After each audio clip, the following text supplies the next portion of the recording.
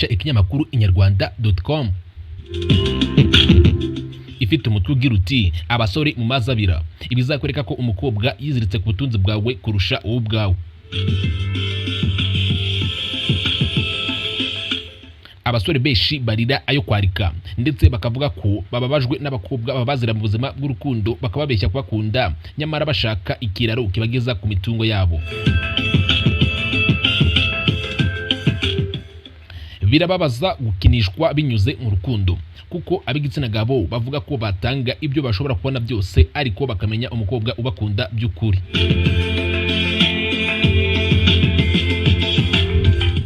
Dore ibimenyetso bitanu bizakwereka ko umukobwa akunda ibyo utunze kurusha uwo bwawe nka nyir'ubwite. Ikimenyetso cya mbere ni wa mukobwa ugenzura akantu ku kandi mu byo winjiza. Abakundana batarafata umwanzuro ukubana hari bimwe badapfa kubwira buri wese niyo yaba ari inshuti magara. Urugero nk'umushahara bahembwa cyangwa se ibyo binjiza. Guhisha ibyo ukora umunsi kundi byitwa ikosa kubagiye kurushinga cyangwa se baragije gufata umwanzuro ukubana. Ariko ibi ntabwo bisanzwe kuba umuntu nk'ababwitangira gukundana agatangira kukubaza amafaranga winjiza.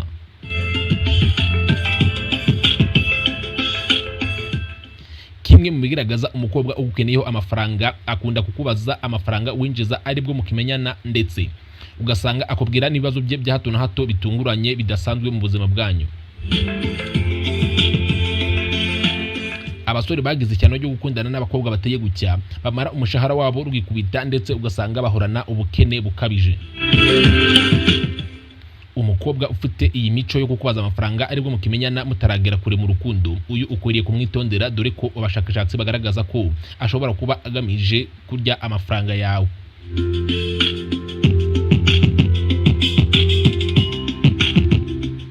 Ku mwanya wa kabiri ni wa mukobwa ugenzura urwego rwaho ukomoka.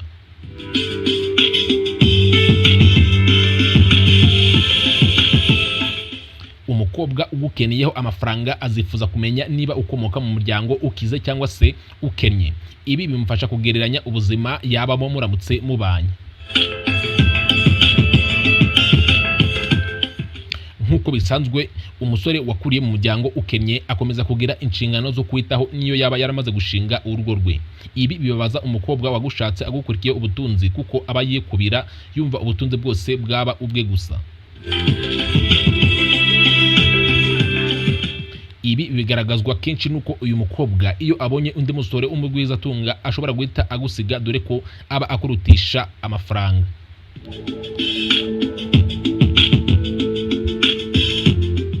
Ku mwanya wa gatatu tuzasanga wa mukobwa urangarira ubuzima buhenze kurusha urwego rwe.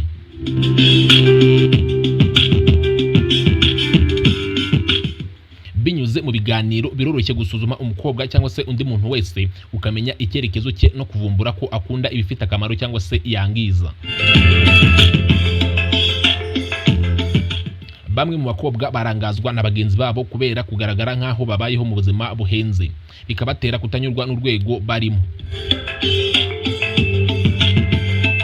Ibirangaza nk'imbuga nkoranyambaga bituma abantu barata ubuzima barimo, ibyo bigakurura abatazi icyo bashaka bakifuza kumera nkabo kandi batazi urwego barimo.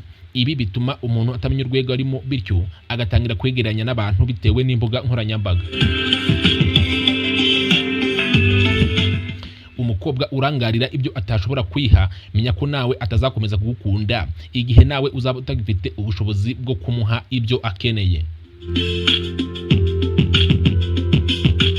Uyu nawe ukwiriye kumuvana mu buzima bwawe.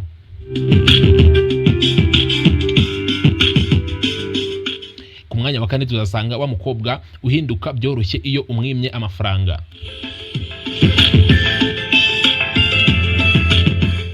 Umukobwa uhinduka mu buryo bworoshye iyo uramutse uyamwimye niyo waba uyafite cyangwa se utayafite, uyu nawe ukwiriye kumwitondera.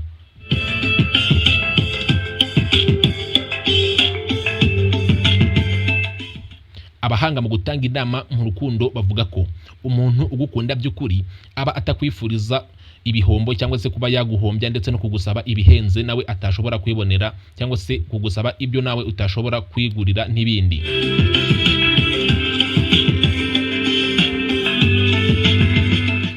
umukobwa rero ugusaba ibintu nawe utashobora kwibonera, uyu nawe ukwiriye kumwitondera kuko uyu muntu uhinduka mu buryo bworoshye iyo uyamwimye cyangwa se hari ikindi kibazo gitumye utamuha amafaranga, uyu ukwiriye kumwitondera cyane.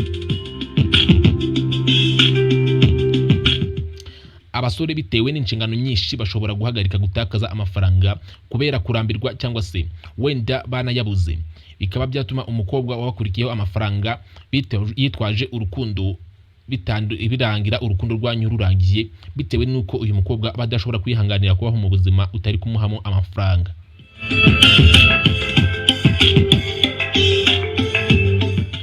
Ku mwanya wa gatanu niba mukobwa ugusaba impano zihenze.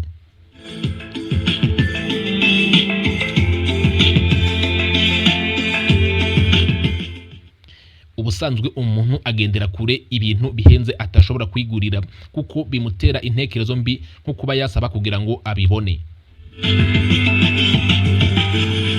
Abakobwa basaba impano zihenze badashobora kwigurira bakunze kwitwaza urukundo, bityo ugasanga bagiye mu rukundo bitwaje ibintu badashobora kwigurira kugira ngo bazabone uko babibona.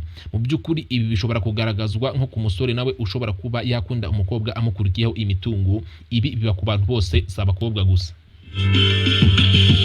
Ariko mu by'ukuri umukobwa gusaba impano zihenze, uyu nawe ukwiriye kumwitondera cyane.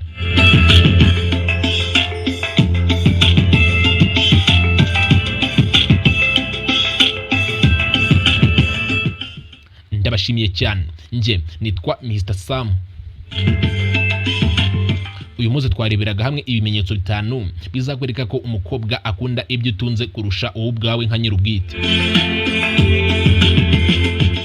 Ku mwanya wa mbere twasanze wa mukobwa ugenzura akantu ku kandi mu byo winjiza kandi aribwo mukimenyana cyangwa se aribwo mugikundana.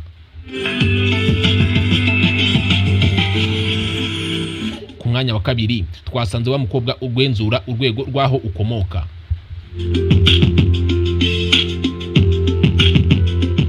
Ku mwanya wa gatatu twasanze wa mukobwa urangarira ubuzima buhenze kurusha urwego rwe. Ku mwanya wa kane twasanze wa mukobwa uhinduka byoroshye iyo uyamwimye.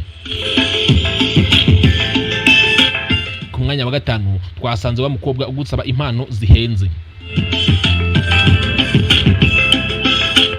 Ndabashimiye cyane. Nje nitwa Mr Sam. Niba utarakora subscribe, uyu ni mwanya gukora subscribe.